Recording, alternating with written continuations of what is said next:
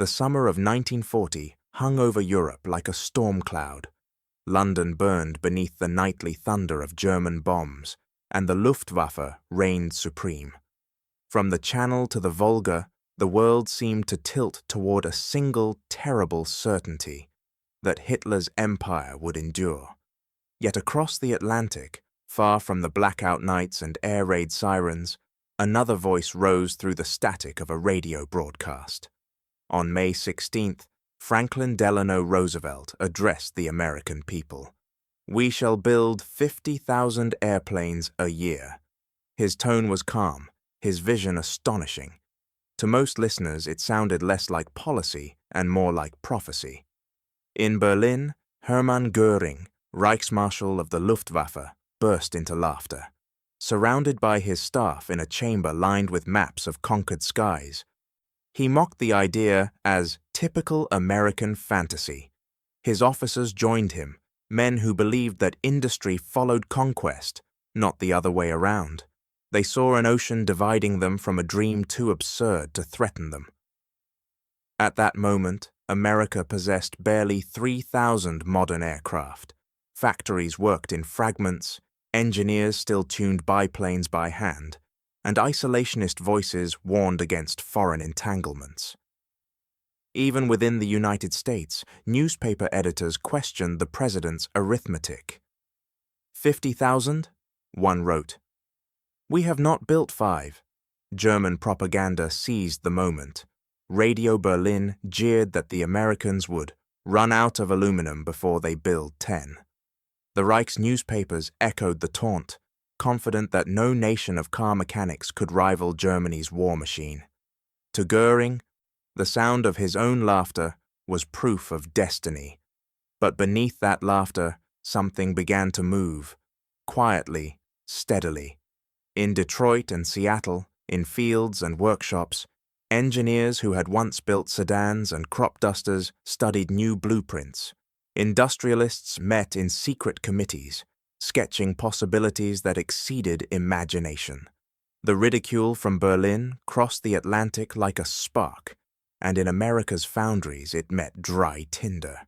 Roosevelt's words, dismissed as fantasy, began to take on the weight of a promise, because history's greatest revolutions rarely begin with certainty. They begin with disbelief, and while the Reich laughed, the United States began to stir, a nation unarmed but awakening. In the factories still dark and silent, the hum of an empire yet to be born waited to be heard.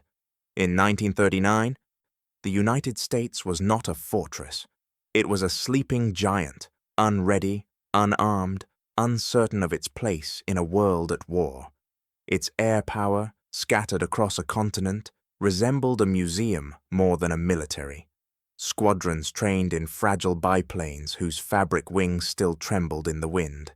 Engines coughed, fuel leaked, and pilots flew, not with confidence but with hope. The Army Air Corps possessed barely 3,000 aircraft, many of them obsolete before they left the runway. Bombers carried wooden propellers. Fighters still relied on open cockpits. Aviation schools stretched their resources thin, teaching cadets with machines that belonged to another decade. Across the Atlantic, the Luftwaffe had already turned mass production into a weapon. America, by contrast, was still measuring its wingspan. Factories like Curtiss, Boeing, and Lockheed built aircraft by hand, one rivet, one frame, one dream at a time. Their hangars echoed with the sounds of hammers, not engines. There were no conveyor belts, no automated tools, no unified design language. Every plane was a custom creation, beautiful but impractical for war. Engineers spoke in quiet frustration about tolerance gaps and outdated jigs, about bureaucratic delays that turned blueprints into paper graves. In Washington, the military procurement system creaked under its own weight. Orders moved slowly through layers of committees and approvals, each bound by the cautious memory of the last war. The Great Depression had left budgets skeletal and confidence thin. Roosevelt's advisors studied the numbers, and found no arithmetic that could make 50,000 airplanes a year remotely possible. The president listened, nodded, and refused to yield. "We must be the arsenal of democracy," he declared, his words echoing through a nation not yet sure it wanted the title. Roosevelt understood that modern war was not won on battlefields, but in factories. He saw beyond the immediate, to a future where production itself would become strategy, and the worker's hand would weigh as much as a soldier's rifle. He began calling the captains of industry. Executives from Ford, General Motors, and Douglas found themselves in the Oval Office, confronted not by politics, but by necessity. Roosevelt's tone was not a request, it was a summons. He spoke of assembly lines, of coordination, of the need to turn civilian pride into military purpose. America's car makers, accustomed to chrome and comfort, were about to build engines of survival. In Detroit, managers studied aircraft blueprints with the bewilderment of men reading a new language. Toolmakers and foremen gathered around wooden models of fuselages, tracing their fingers over the curves of war. Skeptics muttered that it couldn't be done, that airplanes were too delicate, too precise for mass production. But history often turns when disbelief meets vision. Soon, the gears began to move. Contracts were signed, engineers reassigned, blueprints redrawn. Training programs multiplied. College graduates who had studied chemistry or architecture found themselves learning the mathematics of lift and drag. The nation's workshops, still echoing from the Great Depression, began to hum with a different sound, the sound of intent. No one yet knew how vast the transformation would become. To the average citizen, Roosevelt's plan still felt abstract, distant, perhaps impossible. But beneath the surface, a shift had begun, the slow awakening of a civilization that had forgotten its own capacity. The first sparks of belief flickered in the minds of men who had once built cars and refrigerators, and now found themselves tasked with building freedom itself. Across the Atlantic, Göring still laughed. He saw America as a land of consumers, not combatants. But inside those workshops, the first blueprints of defiance were being drawn, and what the Reich could not yet imagine was that this unarmed nation, uncertain, unready, was already assembling the machinery that would one day darken its skies. In Detroit's foundries, in Seattle's docks, the air was changing. The giant was learning to breathe. The turning of belief into motion began not in an airfield, but in a factory. America's aviation industry, elegant yet inefficient, could never have met Roosevelt's impossible demand. The answer lay not in the skies, but on the ground, in the realm of pistons, steel presses, and conveyor belts. The automobile industry, long the pride of American ingenuity, was about to become the backbone of its air program. In Dearborn, Henry Ford's engineers gathered around aircraft blueprints for the first time. They studied the delicate ribs of wings and the curving frames of fuselages with the curiosity of craftsmen confronting a new art. To them, airplanes were fragile things, handmade, unpredictable, dependent on the touch of individual labor. Ford's genius had always been the opposite, to remove individuality from production, to replace it with rhythm, uniformity, and scale. Now that philosophy was about to take flight. The transformation began with an idea. If cars could be built by the millions, why not bombers? The notion offended purists in aviation, who believed that flight was too complex for assembly line precision. But necessity erased hesitation. Ford's engineers began translating the language of aviation into that of mass production. Instead of artisans shaping aluminum by hand, machines would press it. Instead of one shop crafting a wing from start to finish, dozens would share the task. Airplanes would no longer be built, they would be manufactured. In 1941, on the flat fields of Ypsilanti, Michigan, surveyors unrolled blueprints across miles of farmland. The lines on the paper outlined something unprecedented, a single factory large enough to build bombers in quantities the world had never imagined. It would be called Willow Run. Soon, the land filled with steel skeletons, cranes, and concrete. The structure grew until it defied language, a mile-long river of metal designed not for beauty but for efficiency. Reporters described it as a city with a roof. Inside, engineers planned a continuous flow of parts, wings entering one end, bombers emerging from the other. Workers joked they were building a city for planes, and in a sense, they were, a city that would never sleep, whose citizens were machines and whose product was power. Even the skeptics began to feel a quiet awe. The scale itself was a statement, an answer to every doubt uttered in Berlin. Each rivet driven, each beam lifted, was a reply to Göring's laughter. What had once been a taunt was now a challenge, and America had accepted it completely. Yet this revolution was not merely mechanical. It was moral. For the first time, industrial America saw its peacetime genius turned entirely toward a purpose beyond profit. The same lines that once built sedans now shaped the wings of the B-24 Liberator, a machine of war forged by the logic of peace. Across the Atlantic, Göring again dismissed the rumors. His intelligence officers brought reports of vast new factories in Michigan, but he waved them aside. "They'll drown in their own machinery," he scoffed. To him, the idea that production itself could win a war was absurd. But as the cranes at Willow Run clawed at the sky, the laughter in Berlin began to sound less like confidence and more like disbelief. America was learning to think in tons, not dozens, in miles of assembly line, not in hours of labor. And as the blueprints of Willow Run spread farther each week, one question began to echo across both oceans.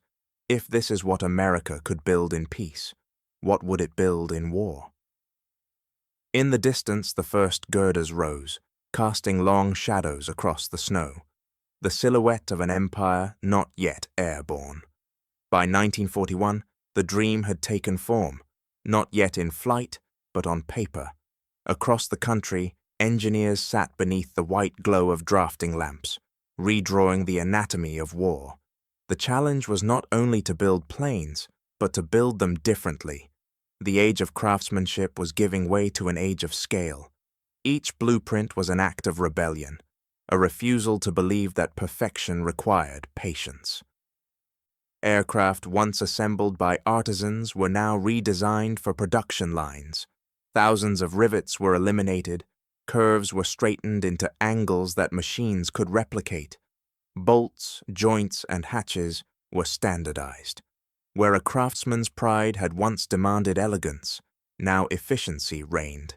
The engineers who once measured success by precision began to measure it by repetition. The B-24 Liberator became the very symbol of this new philosophy. Conceived in California, refined in Michigan, and mass-produced in Ohio, it embodied a nation's logistical imagination. The Liberator was not a single machine. It was 1,000 machines built as one. No factory could complete it alone.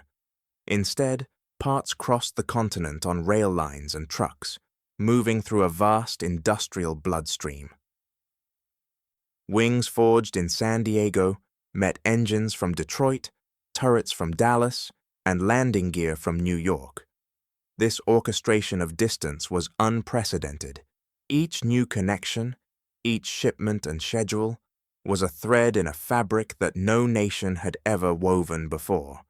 Where the Luftwaffe built planes in clusters, the United States built systems. The war had become a problem of movement, of mathematics, of faith in coordination. Inside the plants, the workforce transformed as dramatically as the machines. Men marched to training camps, and women stepped into their place at the forges and presses. They wore coveralls, scarves, and determination. The newspapers called them Rosies, and soon Rosie the Riveter became a national symbol. Sleeves rolled, eyes steady, strength without bravado. By 1942, more than 6 million women had entered defense industries. In aircraft plants, they drilled aluminum, welded frames, and learned the language of torque and tolerance. The rhythm of production became the heartbeat of inclusion, the first time in American history that gender itself had become a resource of war. Labor unions, too, understood the gravity of the moment. They declared no strikes for victory, sacrificing long-held demands to preserve the nation's momentum. For once, the country's fragmented identities, management and labor, men and women, farmer and machinist, moved in the same direction. Every rivet, every bolt became a declaration of unity. Even the smallest detail spoke of defiance. When supply shortages forced substitutions, steel for aluminum, rubber for synthetic composites, engineers found ways to adapt without pause. Improvisation became an art form. The machinery of democracy had learned to improvise faster than tyranny could react. And as these innovations multiplied, word began to leak across the Atlantic. Göring, still radiant with arrogance, read reports from his intelligence officers describing enormous new factories and output projections that defied reason. At first, he dismissed them as exaggerations, another American fantasy. But as the weeks passed, the numbers refused to shrink. His laughter grew quieter, the mockery edged with doubt. For behind every American machine, there was a story not of conquest, but of conversion. A nation that once built for leisure, now built for liberty. It was no longer simply about airplanes, it was about what those airplanes represented: speed, reach, inevitability. By the end of the year, the blueprints had become symbols of something larger than production. They were diagrams of belief, maps of moral resolve. Every new design line drawn across the page carried with it a trace of defiance. The will to prove that democracy, too, could outbuild dictatorship. Across the ocean, German pilots still ruled the skies, but the architects in America were designing the storm that would one day sweep them away. And while Berlin dismissed the drawings as fantasies, the first steel frames of Willow Run began to rise against the horizon, quiet proof that imagination, when armed with industry, was no fantasy at all. In the draftsman's silence and the rhythm of the rivet guns, a new kind of war was being written, not in gunpowder, but in blueprints. By 1942, the United States no longer measured its progress in promises, but in tonnage, man-hours, and noise. The silence of disbelief had been replaced by the thunder of creation. Across the nation, factory skylines glowed through the night, an artificial dawn born of steel and fire. It was the first full year of wartime production, and America's awakening could be heard in every bolt tightened and every piston strike. At Boeing's vast Seattle complex, the assembly lines moved without pause, a river of rivets flowing toward the future. Airframes rose from jigs like metallic skeletons, stretching from one end of the hangar to the other. The factory ran 24 hours a day, 7 days a week. Outside, the streets filled with workers in coveralls and goggles, their faces lit by the flicker of welders' torches. For many, there was no longer such a thing as day or night. There was only production. In California, Douglas aircraft mirrored the rhythm. Triple shifts kept the factories alive through the early hours, when the Pacific winds carried the smell of oil, sweat, and molten aluminum. Supervisors kept time not with clocks, but with quotas: the number of bombers completed, the weight of steel consumed, the cubic feet of airframes filled. Then, in Michigan, the miracle took on its most visible form. Willow Run, the dream Ford had drawn upon empty farmland, roared to life. The plant stretched over 3.5 million square feet, a mile from end to end, with a single assembly line that curved like a question mark across the horizon. At its peak, a new B-24 Liberator would roll off that line every hour. For the first time in history, bombers were built as if they were cars, mass-produced, standardized, inevitable. Inside, the air trembled with sound. Stamping presses slammed sheets of aluminum into shape. Pneumatic drills sang. Cranes swung fuselages into place. The smell was unforgettable, a mixture of oil, metal shavings, and determination. Over the din, women welders sang to keep rhythm with the machinery, their voices carrying through the rafters like hymns to a mechanical faith. The human scale of the effort was staggering. Workers came from farms, offices, and schools, their names recorded not in history books, but on factory rosters. In 1 year, the aircraft workforce doubled.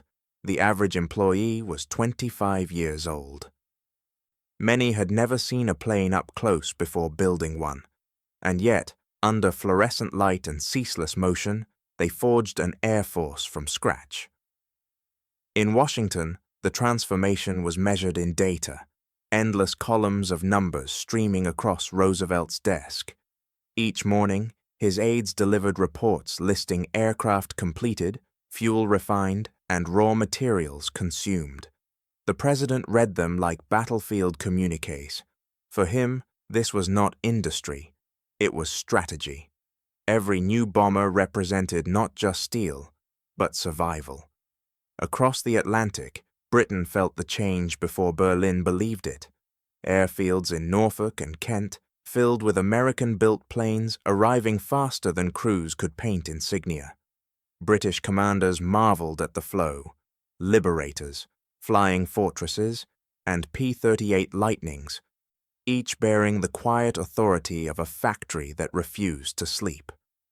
To Göring, the reports from his agents in the United States were little more than irritants. He still called them exaggerations, inventions of American propaganda. But within the Luftwaffe, whispers began to spread. The pilots, veterans of France and the Channel, heard stories of the machine army being assembled across the sea. Some dismissed it. Others felt the chill of inevitability. By late 1942, the miracle Roosevelt had promised was no longer theoretical. It was measurable, in thousands of aircraft, in millions of parts, in billions of hours worked. The arsenal of democracy was not a slogan anymore. It was a landscape, loud, alive, and unstoppable. And as the smoke of production rose into the American sky, a quiet truth emerged beneath the clamor. The nation that had entered the war unarmed was now building faster than the world could comprehend. In the glow of the furnaces, the workers of Willow Run lifted another bomber toward the dawn, unaware that their creation would soon cross the Atlantic and change the air above Europe forever. By the summer of 1943, the skies above America had changed. Where once only training craft circled, now gleaming formations of new machines filled the air. B-17 Flying Fortresses, P-47 Thunderbolts, and the sleek outlines of P-51 Mustangs. Their engines thundered across the Midwest, test pilots weaving in tight formations over the patchwork of farmland below. The country that had once been unarmed now vibrated with mechanical life. Every week brought a new milestone, and each milestone became a weapon of morale. Newspapers printed production figures beside the weather. Factories held ceremonies when their 1,000th or 10,000th plane rolled from the line. Children collected aluminum foil for recycling drives. Women's magazines published features titled "The Hands That Build Wings." Even the act of counting, of measuring production in sheer volume, became a declaration of faith. From the windows of the White House, Roosevelt could hear the change in the country's pulse. Where there had been anxiety, there was now motion. He spoke of production as battle, of efficiency as courage. and across every plant and airfield, workers began to feel it, the sense that they were no longer supporting the war, but fighting it. In Berlin, the mood was shifting too. Göring's intelligence officers compiled reports that defied belief. Thousands of aircraft under construction, more each month than Germany could destroy in combat. One analyst wrote, "The Americans are building planes faster than we can shoot them down." The Reichsmarschall dismissed it with a smirk. "Quantity," he said, "cannot defeat quality." It was the old gospel of superiority, the idea that mastery of design would always triumph over mass. But in the air above Europe, reality began to disagree. Luftwaffe radar screens started to fill with unbroken sweeps, not squadrons, but armadas. Bombers appeared in numbers the operators could scarcely comprehend, escorted by fighters that seemed to replenish themselves from the horizon. Pilots reported that for every plane they destroyed, 3 more took its place. It was no longer a battle of tactics, it was a battle of arithmetic. At the heart of this transformation lay America's factories, invisible battlefields where the war was fought in schedules, shifts, and supply chains. Every press that stamped a wing plate, every train that delivered an engine block, was an act of quiet aggression. Production itself had become strategy. The enemy could bomb an airfield, but not the concept of the assembly line. In Detroit, Los Angeles, and Buffalo, the air pulsed with motion. Train whistles carried the sound of power along the rails, while truck convoys rumbled through the night, carrying crates marked U.S. Army Air Forces. Inside those crates lay the raw materials of inevitability: steel, rubber, fuel, but also something harder to quantify: momentum. Once set in motion, the machinery of democracy did not stop. The scale was staggering. By mid-1943, Boeing alone produced over 400 aircraft a month. North American aviation had turned the Mustang from a design experiment into a continental enterprise. Pratt & Whitney shipped engines by the thousands. In 1 month, American industry consumed more aluminum than the entire Axis had mined in a year. To the workers, it no longer felt like labor. It felt like purpose. They counted time not in hours, but in sorties. A riveter might whisper, "This one's for my brother in Tunisia." A machinist would trace his initials on the underside of a wing, knowing no one would ever see them. Yet collectively, these invisible gestures gave the nation its power. In Berlin, Göring's laughter, once so confident, so absolute, had grown brittle. The reports were no longer numbers on a page. They were formations in the sky, cities reduced to ash, the slow mechanical rhythm of inevitability. His staff avoided his eyes when the subject of America arose. The mockery had ended. Silence had replaced it. By the time 1943 drew to a close, even the most loyal Luftwaffe officers understood. The enemy they faced was not a nation, but a system that built faster, flew farther, and replaced what it lost without pause. Over the Atlantic, the great convoys continued, steel ships carrying aluminum wings, the cargo of a new kind of warfare. And soon, those wings would cross the ocean not as symbols of hope, but as instruments of retribution. By 1943, America's factories no longer merely built machines. They built momentum. The hum of production had deepened into something orchestral, a synchronized thunder rolling from coast to coast. At its center was the heart of every aircraft, the engine, steel and fire arranged into rhythm. If the bomber was the symbol of industrial might, the engine was its soul, a beating testament to precision made infinite. In Connecticut, at Pratt & Whitney, the R-2800 Double Wasp came to life, a radial engine of such reliability and power that it would carry America's warplanes from the jungles of the Pacific to the frozen skies of Europe. Its 18 cylinders produced more than 2,000 horsepower, yet its miracle lay not in strength alone, but in standardization. Every R-2800, no matter where it was built, could fit perfectly into any compatible aircraft. It was mechanical democracy, interchangeable, efficient, and relentless. In Ohio and Indiana, the Allison V-1710 joined the chorus, a liquid-cooled engine designed for fighters like the P-38 Lightning and P-40 Warhawk. Sleek and temperamental, it reflected the ambition of a country learning to master both quantity and quality. And across the Atlantic, under license, America began producing the British Rolls-Royce Merlin, the heart of the P-51 Mustang, a machine that would soon redefine the air war entirely. But these engines were not miracles of individual genius. They were products of a civilization learning to think as one organism. Thousands of engineers and draftsmen rewrote the laws of collaboration.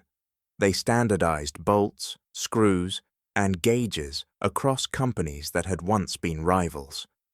Paint colors were harmonized so that spare parts could move seamlessly from one factory to another. Manuals were rewritten to be read by anyone, clear, direct, unambiguous. For the first time, mechanical design spoke a single language. Every hour, somewhere in America, an aircraft engine rolled off the line. Conveyor belts moved with the rhythm of breath, workers moving in perfect cadence. At the height of production, the United States built nearly 200,000 engines in a single year, a number so vast that it outstripped the combined total of every Axis nation. Factories became living things, their walls vibrating with a pulse that felt almost human. The scale of training matched the scale of production. Across the country, technical schools sprang up overnight. Thousands of mechanics, many barely out of high school, learned to assemble and service these engines with military precision. Their classrooms were hangars. Their textbooks were blueprints. Instructors taught with urgency how to swap a carburetor in minutes, how to diagnose faults by sound alone. Every graduate was another cell in the growing body of American logistics. By mid-1943, the Army Air Forces no longer thought in terms of individual missions. They thought in systems. Air power had become mathematics. Fuel per mile, bomb load per sortie, hours between overhauls. The same principles that once built automobiles now guided the rhythm of global war. Efficiency had become a moral principle, a kind of faith in coordination itself. Inside the War Department, the figures astonished even the planners. Each week brought revised estimates, tens of thousands of new aircraft in production, engines shipped by the carload, spare parts stacked like ammunition. When the German Intelligence Bureau intercepted these numbers, they refused to believe them. But by late 1943, even their skepticism faltered. Their analysts estimated 80,000 aircraft in various stages of construction. The prophecy that Göring once mocked had crossed from absurdity into terror. For the Luftwaffe, the implications were existential. German factories, battered by shortages and Allied bombing, could no longer match the tempo. Each engine lost over Europe was one that could not be replaced. Each American engine produced meant another that would take its place. The arithmetic of defeat had begun to right itself. What America discovered in those years was more than industrial mastery. It was coherence. A nation of individuals had learned to act as a single mind, to turn freedom into organization without losing its soul. And while the engines roared and the metrics soared, one truth began to settle over the war like a shadow. The power of democracy was not in its ideals alone, but in its ability to turn those ideals into machinery. At the edge of the Atlantic, ships loaded with engines awaited their escort convoys, thousands of steel hearts ready to fly. None yet knew that among them was one design destined to change the war entirely. By early 1944, the skies above England had turned into extensions of American industry, not airfields, but airborne assembly lines. Across the green countryside, the sound of engines never ceased. Every dawn brought the arrival of new aircraft, P-47, Thunderbolts gleaming in the mist, P-51 Mustangs fresh from the docks, their metal still smelling faintly of ocean salt and factory oil. Ground crews watched them touch down like shipments from another world. In dispersal fields across East Anglia and Lincolnshire, pilots joked that if they crashed today, a replacement would land tomorrow. And often it did.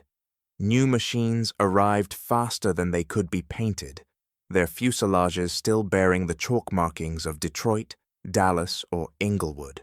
Maintenance officers no longer fought shortages. They managed abundance.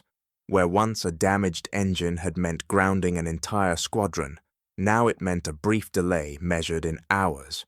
American mechanics, trained by the thousands in technical schools, had turned efficiency into an art form. They could unbolt a damaged Merlin, slide in a fresh replacement, and have the fighter ready for takeoff before dusk. Manuals had been rewritten not for engineers, but for clarity. Processes were broken into numbered steps, diagrams inked with precision. War had become procedural, methodical, repeatable, and unstoppable. To the Luftwaffe pilots crossing the Channel, this transformation was invisible yet omnipresent. The same formation destroyed on Tuesday reappeared on Friday, larger and more disciplined. Fighter groups that had been wiped out over France were reborn by the following week. German interceptors, once confident of mastery, began to feel the slow weight of inevitability. They no longer faced scarcity, they faced infinity. One German officer wrote home after a raid, "Their planes are like leaves in autumn, endless, falling from the sky, replaced as soon as they vanish." For the first time, the pilots of the Reich understood that courage and skill could not defeat mathematics. Göring raged in his headquarters, ordering reforms, reorganizations, and desperate measures.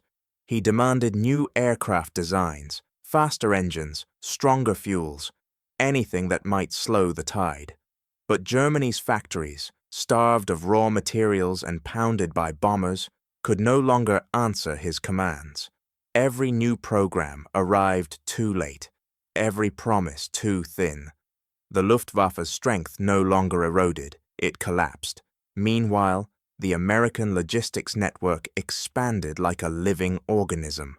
Crates of spare parts flowed through Liverpool, railways pulsed across England, and depots the size of towns handled engines, tires, and ammunition with clockwork precision. For every plane in the air, 10 stood in waiting, ready to replace, reinforce, or repair. Even the scrap heaps were organized, their broken metal melted down to feed the same cycle again. To the British who watched from the ground, the transformation was both inspiring and unnerving. England had once stood alone, outnumbered and exhausted. Now it was host to an empire of motion, factories that existed in the sky as much as on the ground. In hangars lit by fluorescent lamps, American and British engineers worked side by side, the languages of logistics and determination perfectly interchangeable. In Berlin, intelligence officers no longer laughed at Roosevelt's promise of 50,000 planes a year. They whispered of numbers far greater, of a nation whose production had slipped beyond comprehension. The Reichsmarschall, who had once mocked the very idea, now faced reports suggesting that American aircraft outnumbered the Luftwaffe 10-1. The laughter that had begun in triumph had ended in silence. Yet beyond the statistics and logistics lay something deeper, a moral shift. America's factories had become not just instruments of power, but embodiments of principle. Each bomber and fighter represented faith in the collective, the belief that coordination, discipline, and shared purpose could build something stronger than fear. And as wave after wave of aircraft roared from English bases toward the continent, it became clear that the center of the war had moved. The front line was no longer drawn across Europe. It was drawn between two philosophies, one that worshipped control and another that trusted the machine of democracy to move as one. Over the Channel, the bombers formed again, silver rows stretching from horizon to horizon, carrying with them not just bombs, but the sound of an empire in motion. And somewhere in Berlin, Hermann Göring began to understand. The skies he once ruled no longer belonged to him. By 1944, the balance of the air had shifted beyond recovery. What had once been a contest of skill had become a contest of endurance, and Germany was running out of air to breathe. Across Europe, the sky no longer belonged to the Luftwaffe. It belonged to the machine that Hermann Göring had once mocked. From the coasts of France to the fields of Poland, the daylight above Europe now shimmered with silver wings. Thousands of aircraft moved together in vast formations, bombers in tight, geometric order, their shadows passing like clouds over cities that could no longer hide. American and British air fleets filled the horizon until the sky itself seemed to have a ceiling of steel. Each morning began with the same ritual. The ground shook as engines ignited in synchronized thunder. Rows of B-17 flying fortresses and B-24 Liberators lining up for takeoff. One after another, they rose into the gray air, escorted by the sleek outlines of P-51 Mustangs and Thunderbolts. What had once been impossible, the projection of air power on a continental scale, had become routine. In Berlin, Göring stood at the window of his headquarters, staring at a sky that once answered to his command. The reports on his desk told a story he could not bear to read. Oil refineries in the Ruhr flattened, submarine pens in Hamburg destroyed, aircraft plants in Kassel and Augsburg erased in a single morning. Every night he promised the Führer that the Luftwaffe would recover. Every dawn proved him wrong. For the Allies, precision had become philosophy. The targets were chosen not for glory, but for consequence. Ball-bearing plants, rail junctions, power stations, all struck with mathematical consistency. The industrial web that sustained the Reich unraveled thread by thread. By spring, fuel production had fallen by half. By summer, it collapsed entirely. German pilots who managed to take off found their tanks dry before the end of the mission. To the civilians below, the sight of the bombers was both awe and dread. Endless lines of contrails etched across the heavens like cold handwriting, spelling out the inevitable. Firestorms consumed Hamburg, Kassel, and Dresden. Smoke columns reached the stratosphere. The Luftwaffe scrambled what few fighters it had left, boys of 18 in the cockpits of Me-109s, veterans flying until exhaustion. Against the flood, their courage was magnificent, but it was no longer enough. Every raid carried a deeper symbolism. Each factory destroyed in Germany mirrored one that thrived in America, destruction born from abundance. The very efficiency that powered Detroit and Seattle now dismantled the Reich's industrial heart. For every steel press silenced in Essen, 10 more roared in Michigan. For every refinery lost in Hanover, tankers departed from Texas with the fuel of inevitability. German morale broke under the weight of arithmetic. Even the most loyal officers understood that the Reich had been out-manufactured, out-organized, and out-imagined. In the barracks and cafes of Berlin, whispers spread, "They build faster than we can die." Göring's name, once spoken with reverence, became a bitter joke among pilots who fought with empty tanks and fading hope. In the ruins of Cologne, a schoolteacher wrote in her diary, "The sky has become their ocean. "We are the seabed." The phrase captured the transformation of war itself, from territorial conquest to industrial siege. No longer did victory belong to the nation with the strongest spirit. It belonged to the one that could replace its losses before the smoke cleared. By autumn, the German night skies burned without resistance. Searchlights swept aimlessly through the haze, their beams finding nothing but vapor trails. The Luftwaffe had ceased to exist as a coherent force. Göring, once radiant in his white uniforms, now sat surrounded by silence, the silence of a man who understood that laughter had given way to ruin. The tide had turned not in a single battle, but through the weight of millions of hands, millions of hours, millions of engines. The arsenal had done what armies could not.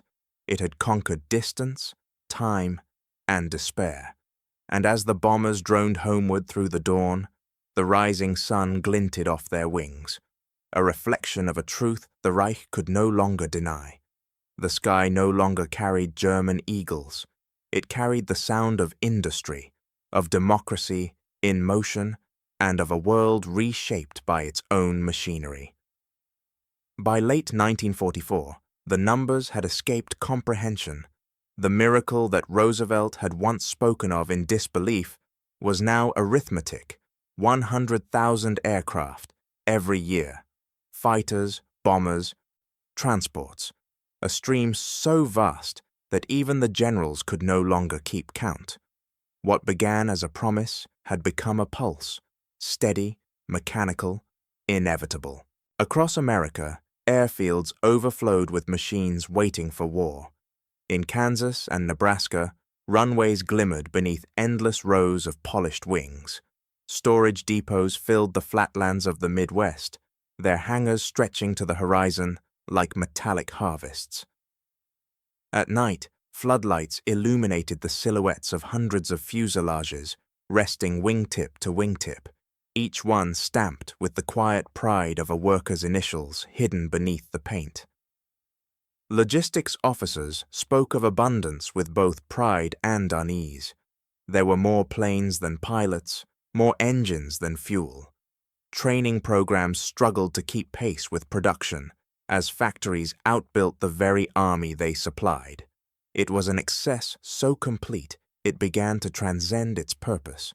War as a rhythm of industry, detached from emotion, operating with the calm precision of a clock. From Seattle to San Diego, the foundries and hangars moved in perfect synchronization. Aluminum sheets became wings, engines became thunder, and numbers became nations. The country's machinery no longer simply built the war, it was the war, an industrial organism too vast to halt, too alive to doubt. In the European skies, this abundance took form as permanence. Day after day, the same contrails returned to the same skies, formations so numerous that German radar could no longer distinguish one raid from the next. To the Luftwaffe's remaining aces, it felt as though the sky itself was reproducing faster than they could destroy it. Their greatest pilots, men like Galland, Barkhorn, and Hartmann, fought until exhaustion hollowed their victories. Each triumph was meaningless in the face of arithmetic. For every bomber shot down, 2 more appeared by nightfall. For every fighter destroyed, another squadron arrived from across the sea. The war of strategy had been drowned by the war of production. In the control rooms of the Reich, the reports grew more desperate. Supply depots gone, refineries gone, fuel reserves measured in weeks. Göring's staff tried to disguise the collapse with statistics, but the numbers betrayed them. When the air defense network began to fail, he retreated into silence. The laughter that had once filled Berlin's halls, confident, mocking, triumphant, had vanished into the whine of Allied engines overhead. To the German soldier on the ground, the transformation was inescapable. What had once been the rare sound of bombers passing high above was now a daily presence, an atmosphere of constant thunder. The Luftwaffe no longer owned the daylight. Its airfields were craters, its hangars skeletons. Even the most seasoned pilots began to describe a new enemy. Not flesh, not metal, but exhaustion itself. For the Americans, victory was no longer an event. It was a process. Every flight of bombers launched from England represented not an act of courage, but a continuation of procedure. The crews were young, efficient, interchangeable, extensions of a system that had learned to manufacture resolve. They fought not as individuals, but as gears in a machine powered by belief. From the White House, Roosevelt watched the tide reach its height. His reports came not from generals, but from statisticians. Tons shipped, and hours flown, sorties achieved. The arsenal had become self-sustaining. Even death could not slow it. When a crew failed to return, their replacements were already in training, their aircraft already built, their mission already assigned. And somewhere within that precision lay a quiet unease, a question no one dared ask aloud. When war becomes mechanical, what remains of humanity within it? The answer, for now, was buried beneath the roar of engines and the endless hum of production lines. By year's end, the Luftwaffe had ceased to exist as a coherent force, its remnants scattered across airfields, reduced to dust and silence. Göring no longer smiled. The laughter that once defined his arrogance had been replaced by a single, unspoken truth. The empire of machinery had conquered him. In the cold Berlin winter, as factories lay dark and skies glowed red with ruin, the sound that echoed through the night was no longer laughter. It was the echo of engines rolling endlessly toward victory. In the spring of 1945, as the snows melted over a shattered Europe, the war that had begun in laughter neared its quiet end.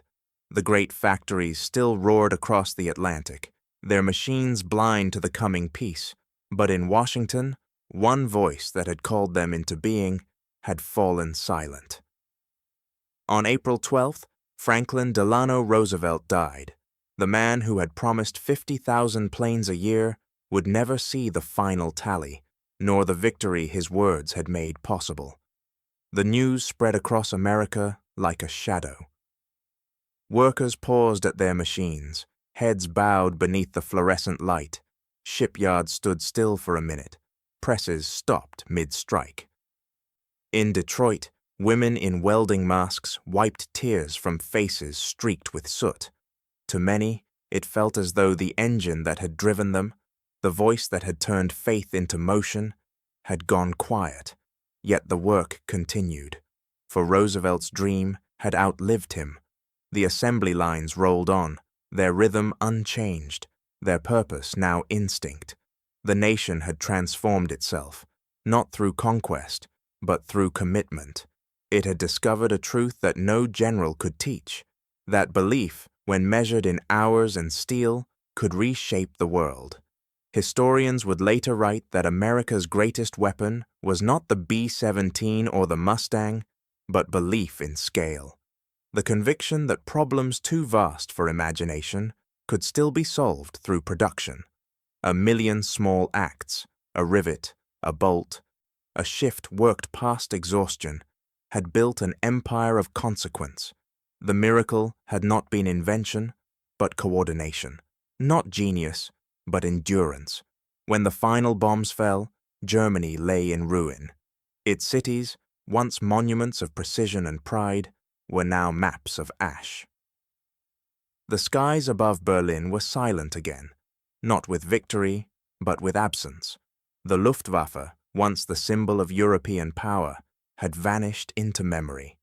The Reich that had mocked the dream of 50,000 planes was now buried beneath the weight of those very machines. And in a small cell in Nuremberg, Hermann Göring confronted the wreckage of his arrogance. Gone were the medals, the uniforms, the laughter. He watched newsreels of the American war effort, the endless rows of bombers, the workers cheering each new milestone, and for the first time, he understood what he had never believed. The war had not been lost in the sky, but in the factory. He had misread power itself, for power was not in dominance, but in discipline, not in the noise of speeches, but in the hum of machinery. Göring had commanded fear, Roosevelt had commanded faith, and faith had proved stronger. Back in America, the workers began to return home. Their hands were calloused from rivets, their lungs still filled with the scent of oil. They came back to farms and towns that barely recognized them, yet something in the country's soul had shifted. It had learned to think not as a collection of individuals, but as a single system of purpose. The age of isolation was over. The tools of war were stored, but not forgotten. Aircraft plants would soon become car factories again. Assembly lines that once built bombers would build homes, tractors, and the machines of a new world. But beneath the peace ran an unspoken understanding that in 5 years of total effort, America had rewritten the laws of war, and perhaps of civilization itself. In the silence after victory, the world stood divided not by borders, but by philosophies. Germany had believed in hierarchy, America had believed in process, and in that belief it had found something both mechanical and moral, the proof that freedom, when organized, could outbuild tyranny. The skies were clear now, but their memory remained, contrails fading into peace, like signatures of a nation that had turned iron into faith. And somewhere in Berlin's ruins, beneath the still air of defeat, lay the echo of a single truth, that the laughter which once mocked faith in scale had been drowned by it. In the cold winter of 1946, in a courtroom heavy with silence, the architect of arrogance sat beneath the weight of history. The war was over, but its echo lingered, not in the clash of armies, but in the reckoning of memory. At Nuremberg, Hermann Göring watched the flickering light of a projector illuminate the wall before him. It was not propaganda this time, but truth, the truth he had once laughed at. On the screen rolled the newsreels of Allied production, endless columns of bombers stretched across airfields, factory workers in goggles and aprons hammering, welding, assembling, cranes lifting fuselages, ships loaded with planes bound for foreign shores. Göring sat motionless, his hands folded beneath his chin. The smirk that had once defined him, the laughter that mocked Roosevelt's dream, was gone. In its place remained only disbelief, and the slow collapse of a man who had finally seen the scale of what he had misjudged. He turned to the officer beside him and murmured, almost to himself, "We never understood what we were fighting." His voice, recorded only in recollection, carried the final admission of a defeated empire. For years he had believed that fear was the ultimate weapon, that terror, speed, and domination could bend nations to will. But the war had proved something else entirely. Power did not belong to those who frightened. It belonged to those who built, and the Reich had mastered fear. America had mastered production. The difference had been decisive. While Göring's Luftwaffe had measured its might in prestige and performance, America had measured its own in repetition, the quiet, methodical triumph of process. The bombers that burned Berlin had not been born of ideology, but of mathematics. The pilots who flew them had not been raised for conquest, but trained for precision. And the factories that produced them had not cheered for glory, but worked for endurance. In that courtroom, as the images played, Göring was forced to confront a truth larger than defeat, the collapse of his worldview. The Reich had built monuments to ego. America had built machines that rendered ego irrelevant. Steel, oil, and organization had become moral weapons, uniting human intention with mechanical certainty. Each rivet in every wing had carried the same quiet conviction, that freedom could be manufactured, That belief could take physical form. Outside the courtroom, the world was rebuilding. Germany was no longer a fortress but a ruin, its cities unrecognizable, its skies cleared of eagles. Across the ocean, American factories were already retooling, bombers giving way to automobiles, tanks replaced by tractors. The machinery of war had turned back to peace, yet the lesson remained written in iron. Industrial capacity had become the new frontier of civilization, and the age of ideology had yielded to the age of systems. For Göring, there was no redemption in that knowledge. He spoke during the trial, not with defiance, but with disbelief, that such abundance, such precision, could exist without tyranny to enforce it. To him, discipline without dictatorship had been impossible. He had built a war machine rooted in obedience, never understanding that the greater strength lay in coordination born of choice. As the proceedings drew on, the footage returned to its beginning, Roosevelt's voice echoing across time. "We shall build 50,000 airplanes a year." The courtroom fell silent. To those who had laughed in 1940, the sentence now sounded less like prophecy and more like judgment. The laughter of Berlin, the mocking radio broadcasts, the speeches, the certainty, all seemed distant now, their echoes drowned by the roar of engines that had once filled the sky. What had begun as arrogance ended as irony.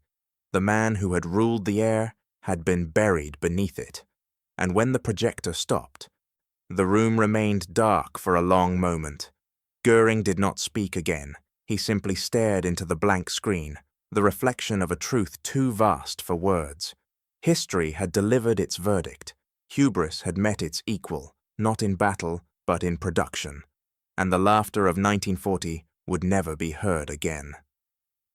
When the guns finally fell silent in 1945, America faced a new kind of challenge, not of survival, but of transition. The smoke of war cleared to reveal a nation transformed by its own creation. The factories that had forged the arsenal of democracy did not simply stop. Their momentum was too great, their rhythm too ingrained. Conveyor belts slowed, but they did not sleep. The war had taught America something irreversible, that scale itself could be a strategy. Across the country, the signs of transformation appeared overnight. At Willow Run, where bombers once rolled from the line each hour, engineers now assembled automobiles. Tanks gave way to tractors, jeeps to delivery trucks. The same hands that had built engines of war now shaped the engines of prosperity. Yet the sound of production, the hum of machinery, the clatter of assembly remained unchanged. The rhythm that had defeated tyranny now fueled peace, but beneath the surface, the spirit of wartime industry lingered. The lessons learned in Detroit and Seattle, in Buffalo and Los Angeles, became the foundation of a new order. Automation replaced improvisation. Logistics became science. Standardization, once a wartime necessity, became the guiding principle of the modern age. The factories of the 1940s had been built for war, but their descendants would define the architecture of peace.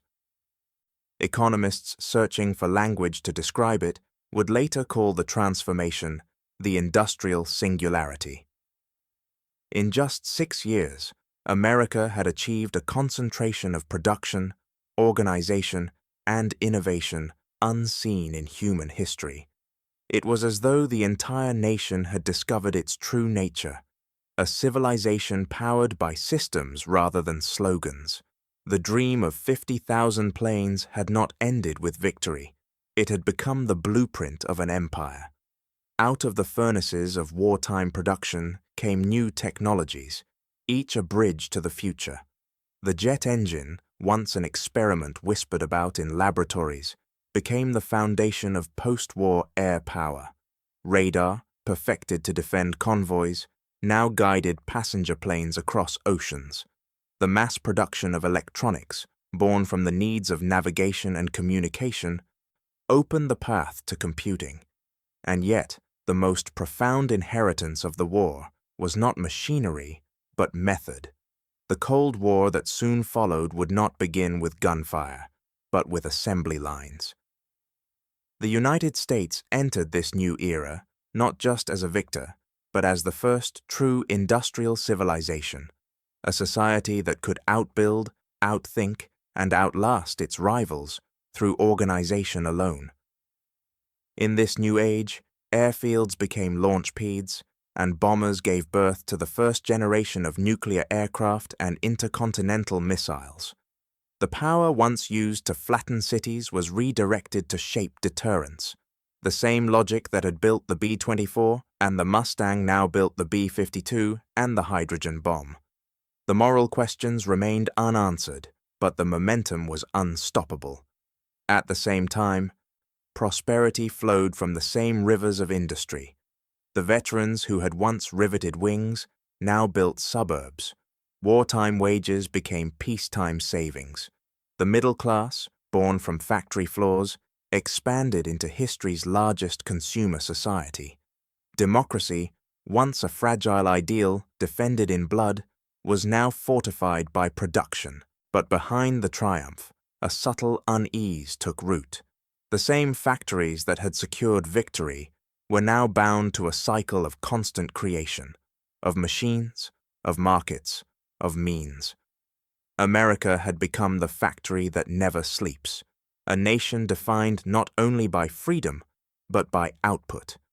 The hum of progress continued, steady and unbroken, echoing across decades, and so the world moved forward, from propellers to jets, from bombs to atoms, from faith to calculation.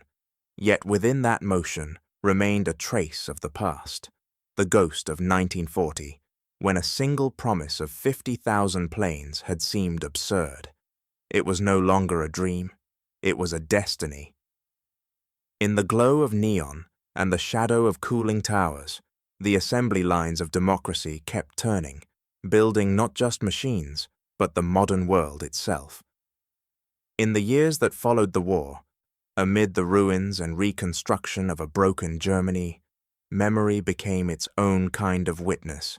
Cities rebuilt over ashes, and yet beneath their cobblestones lay the echo of something that could not be buried, the arrogance that had once believed the world could be conquered by certainty alone.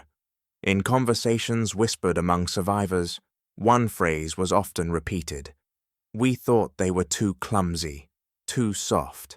Those who had lived through the rise and fall of the Reich spoke of Göring not as a general, but as a symbol, the embodiment of pride untethered from understanding. His name became shorthand for the blindness of power, a caution passed from one generation to the next. He had once commanded an empire of airfields and aces, and yet his defeat had not come from a battlefield, but from a factory floor. Historians would later write that Göring's true failure was not tactical, but intellectual. He had underestimated not a nation, but an idea.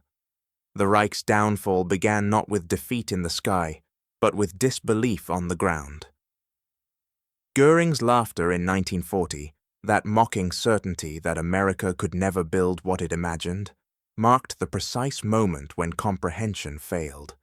The war had not been lost in the clouds above Europe, but in the refusal to see that willpower alone could not outmatch organization. The empire of production had no uniforms, no parades, no slogans, only noise, and that noise had drowned him. The sound of 1,000 assembly lines, the unbroken rhythm of rivet guns and conveyor belts, became the true soundtrack of victory. Every factory in Michigan, every hangar in Seattle, every engine test in Connecticut, all had answered Göring's laughter in their own language of steel and resolve. When he laughed at Roosevelt's promise of 50,000 planes, he had laughed at mathematics itself. In post-war Germany, students would study not only the weapons that defeated the Reich, but the systems that sustained them. They learned that industry, when unified by purpose, could become a moral force, that the same processes which built cars and tractors could also build liberty, and that the true measure of civilization was not conquest, but coordination. Göring had believed that terror could command obedience. America had proved that cooperation could command victory. As decades passed, the story of his laughter became legend, repeated not with anger, but with irony.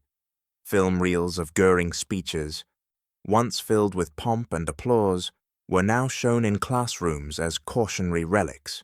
Each frame carried the same unspoken warning: pride blinds more completely than defeat. In archives and museums, the photographs told the story more quietly. Göring's medals gleamed beneath glass. Beside them, the production charts of American aircraft, precise, methodical, unstoppable. It was as though history itself had paired the two: arrogance beside arithmetic, boast beside blueprint. To those who walked the streets of a reborn Berlin, the irony was impossible to miss. The modern Germany rising from the ruins was one that valued efficiency, partnership, and design, the very virtues its wartime leaders had once dismissed as weakness. From the ashes of delusion had come the humility of precision. In the end, Göring's laughter had outlived him, not as triumph, but as a ghostly echo that haunted every age that confused pride for power. His downfall became less a warning about war and more a parable about perception. He had ruled the air, but failed to see what truly gave flight. For in 1940, he had laughed at the noise of American ambition. But history would answer him, not with laughter, not with anger, but with the steady hum of a world that kept building. And in that sound, the ghost of his laughter finally disappeared. In the summer of 1940, the world seemed certain of its hierarchies. The Luftwaffe ruled the air. The Wehrmacht ruled the continent. Across the Atlantic, America was still a bystander, divided, underprepared, and uncertain. When Roosevelt promised to build 50,000 airplanes a year, the world did not tremble. It laughed. In Berlin, Hermann Göring's laughter carried through the marble halls of his ministry, the sound of a man convinced of permanence. To him, the notion that democracy could outbuild dictatorship was fantasy, a nation of dreamers pretending to be engineers. 5 years later, the dream had taken shape in iron and fire. Europe lay in ruins, and Germany's cities, once engines of empire, were silent. The Luftwaffe, once the terror of the skies, existed only in memory. Göring's laughter had long since faded into the static of defeat. What had begun as mockery had ended in revelation, that arrogance cannot outlast organization, and that imagination, when disciplined, becomes the most dangerous weapon of all. The war had been a contest between two kinds of faith. One believed in destiny, the supremacy of spirit, the inevitability of conquest. The other believed in process, in repetition, cooperation, and scale. Göring's Reich sought transcendence through domination. Roosevelt's America sought power through production. One worshipped control, the other trusted motion. In that distinction lay the century to come. The Allies did not win through brilliance or speed, but through the collective rhythm of industry, millions of hands working as one. The arsenal of democracy had proven that the strength of a free people did not lie in their individual might, but in their capacity to synchronize effort without surrendering freedom. Each rivet, each blueprint, each engine assembled in silence had been a vote cast for endurance. By 1945, America's aircraft plants had produced more than 300,000 planes. Its shipyards launched a new vessel every few hours. Its factories had turned aluminum and oil into history's largest expression of organized intent. The promise of 50,000 planes a year had been surpassed twice over. What had begun as a statement of resolve had become a monument, not to industry alone, but to belief. From that belief, rose the hum of a new age. The same assembly lines that had built bombers now built automobiles, homes, and highways. The same coordination that had armed soldiers now fed cities. America entered peace not exhausted, but transformed. The factory had become its cathedral, and production its creed. Where once there had been doubt, there was now certainty that democracy could match tyranny not only in ideals, but in execution. In Germany, the contrast remained carved into memory.